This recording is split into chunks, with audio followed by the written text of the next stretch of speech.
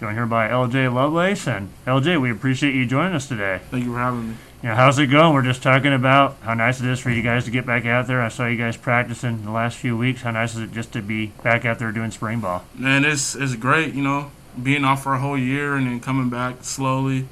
But it's a great feeling, We're about to start amping it up real soon. How do you feel it was, getting back out there for the first time in a bit? 'Cause you guys have kind of been doing just, whatever you could get over the past year. It wasn't really, too many workouts, practices, but now you're actually getting to do full practices again. How nice is that to have Man, back? it's nice, like how you said, just not being able to really do much because of the pandemic.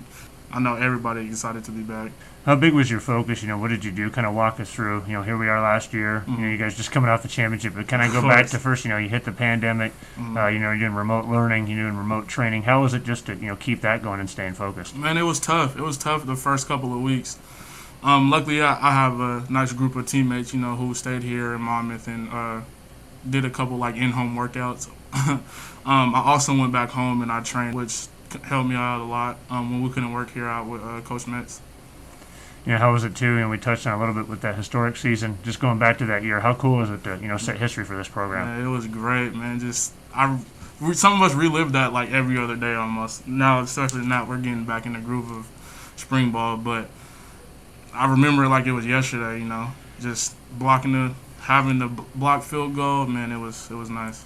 How was your stomach going into that? The nerves, because we're leading up to that game. Of course, like I've talked to all the guys, we just knew it would go to like that, didn't it? Just it would come down to the last play. How did you feel? Right before the play, and then when it happened. Man, I had my head down actually. I wasn't even looking. I just had my head down. I was just waiting for somebody's reaction. But once I heard our sideline go crazy, I looked up. I was like, "Ain't no way we just did that." But man, that was a great feeling. Having talked to all you guys, leading up to that year, you could just tell that team had, a special bond. What was it like, going into the preseason camp, getting ready for that year? Oh man, it was different, man.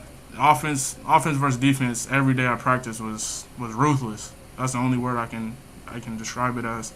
We was at each other's heads. We was making each other better. And you can just tell the atmosphere around us was just different. We bonded together as brothers. We came together real good. I was going to say, how much does that help? Talking to you guys, it was real competitive both sides of the ball. How nice was it having that talent on both sides so, every practice was tough? Yeah, it was good, man. Obviously, it got us better, and obviously, it got us our first championship in school history. So having that competition every day just made everybody better, everybody. Is there somebody, because you're on the defensive line, you're down there getting out there, is there a guy that you kind of look towards? We've seen guys do great things here, Blaine, I got Defensive Player of the Year, you had Tyrell, who had a big season going through, and then you had, of course, Court, goes on to the CFL. What was it like kind of learning from some of those guys? Man, we all fed off of each other. We all fed off of each other's energy. We picked each other apart, and then, I got some of my game from Tyrell and then a little bit from Blaine. We all just molded together on the D-line, and that's why we were so great.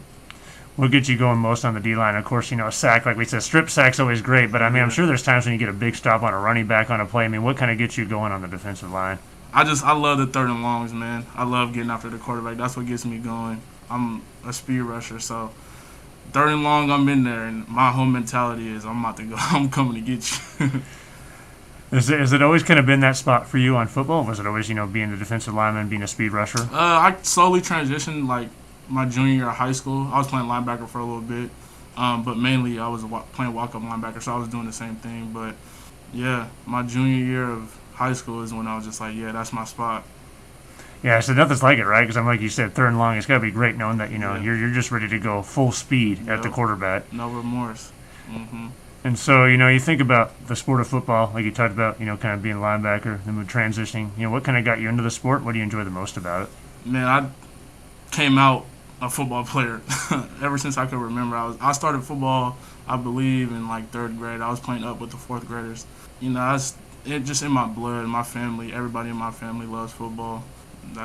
I've been playing ever since. You're not from too far away, being from Tacoma. What was kind of the draw for you to come to Western Oregon, and what do you like the most about being here at Woo? So I actually came on as a walk-on in the spring, and it was different for me because I was just going to school back home as just a regular student. And thankfully, Coach Slowy gave me the opportunity to come in and show my talents. Yeah, the transition was definitely the biggest thing, but it's been good, man. I love Monmouth. All right, LJ. Well, we really appreciate you swinging by to catch up with us today. Best luck rest of the season. We look forward to seeing you guys back out there here soon. Thank you.